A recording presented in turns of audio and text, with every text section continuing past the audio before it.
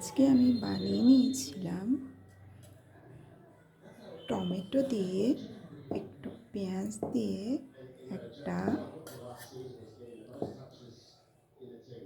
Tasty, খুবই tasty একটা recipe. সেটাই মাকে দিচ্ছি, আমার শাশুড়ি মাকে খেতে।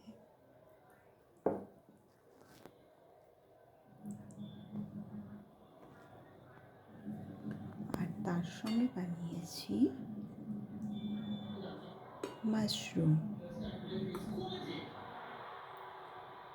একটু স্পাইসি মাশরুম। এটা হচ্ছে ঘি মাশরুম। এই ঘি মাশরুমটা খুব টেস্টি হয়।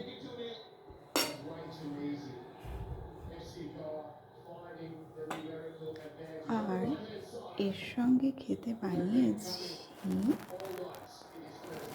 মালাবার পরোটা। মালাবার পরোটা অনেকে বলে, আবার অনেকে বলে পিঠাই পরোটা। আমাদের ধারে চলে পিঠাই পরোটা নাম। আর অনেকে বলে, বাইরে সবাই বলে মালাবার পরোটা।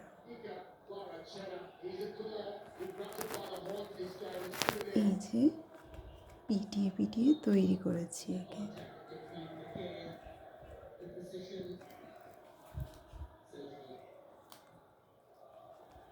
অনেকগুলোই করেছি, সবাই খাবে তো তাই।